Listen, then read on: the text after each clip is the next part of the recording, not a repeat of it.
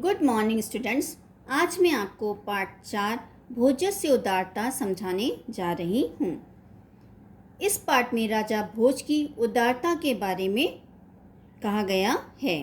एकदा धारा नगर्याम अति बुद्धिमान सुयोग्य च भोजो नाम राजा अवसत। एक बार धारा नगरी में बहुत बुद्धिमान और सुयोग्य भोज नाम के राजा रहते थे।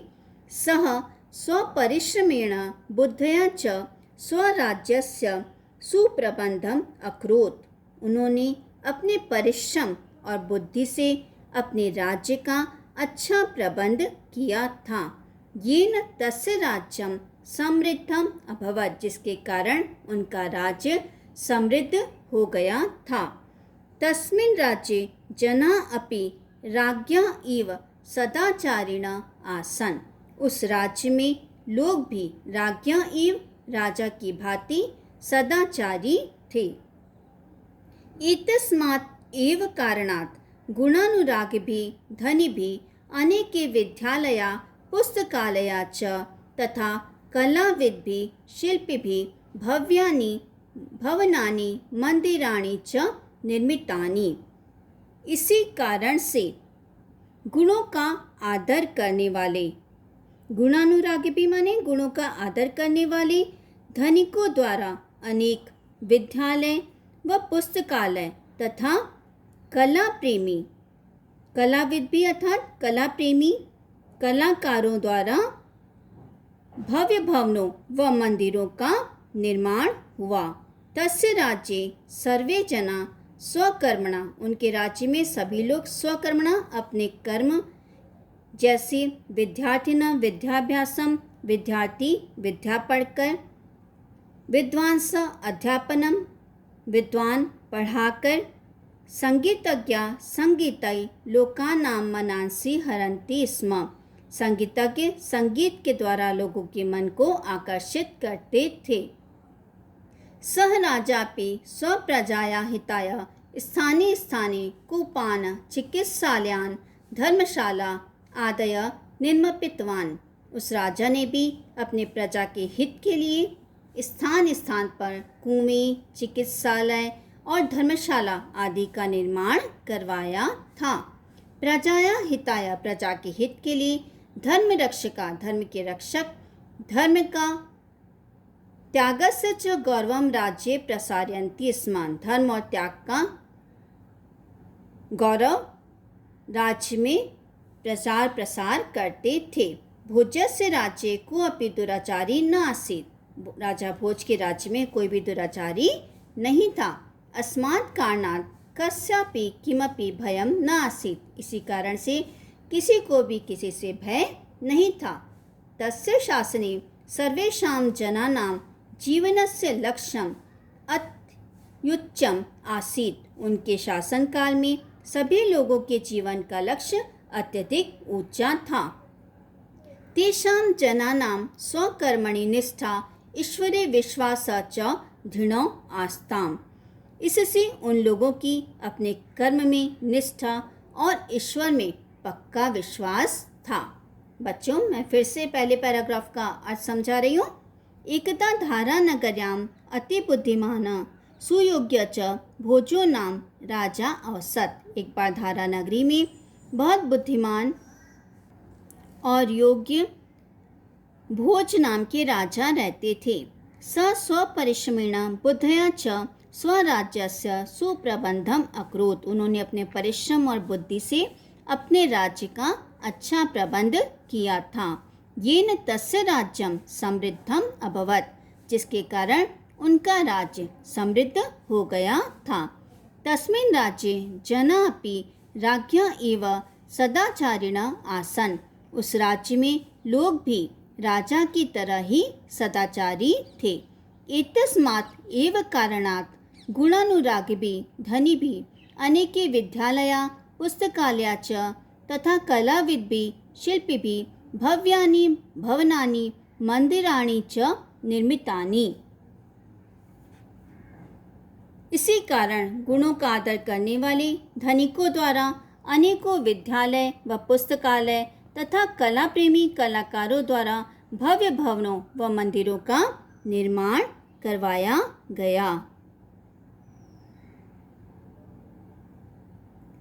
तस्य राज्ये सर्वे जना स्वकर्मणा यथा विद्यार्थिनां विद्याभ्यासं विद्वांसः अध्यापनं संगीतज्ञा संगीतै लोकानां मनांसि हरन्ति स्म।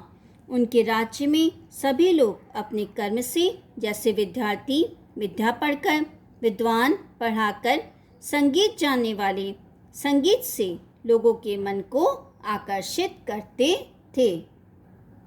सह राजापि स्वप्रजाया हिताय स्थाने स्थाने कूपाना चिकित्सालयान धर्मशाला आदय निर्मितवान। उस राजा ने भी अपनी प्रजा की भलाई के लिए जगह जगह कुएं, चिकित्सालय और धर्मशाला आदि का निर्माण करवाया। प्रजाया हिताय धर्मरक्षका धर्मस्य त्यागस्य च गौरवं राज्ये प्रसारयन्ति स्म। प्रजा के हित के लिए धर्मरक्षक धर्म और त्याग की कीर्ति का राज्य में प्रचार प्रसार करते थे। भोजस्य राज्ये को अपि दुराचारी न आसीत्। राजा भोज के राज्य में कोई भी दुराचारी नहीं था। अस्मात् कारणात् कस्यापि किमपि भयं न आसीत्। इसी कारण से किसी को भी किसी से डर नहीं था। तस्य शासने सर्वेषां जनानां जीवनस्य लक्ष्यम् अति उच्चम आसीत्। उनके शासन काल में सभी लोगों के जीवन का लक्ष्य अत्यधिक ऊंचा था। तेषां जनानां उससे लोगों की स्वकर्मणि निष्ठा अपने कर्म के प्रति निष्ठा, ईश्वरे विश्वास च दृढ़ आस्ताम और ईश्वर में दृढ़ विश्वास था। विपत्ति काले ते परस्परम सहायं कुर्वन्ति स्म। विपत्ति के काल में वे आपस में एक दूसरे की सहायता करते थे। संपूर्ण राज्य व्यवस्था प्रजाया श्रेयसी अभवत्। संपूर्ण राज्य व्यवस्था प्रजा के कल्याण के लिए थी। गुणग्राही राजा भोज जनेभ्य तेषां महति कर्मणि भूयांसं पुरस्कारम अयच्छत्। गुणों के चाहने वाले राजा भोज लोगों को उनके कार्य के लिए बहुत सा पुरस्कार दिया करते थे।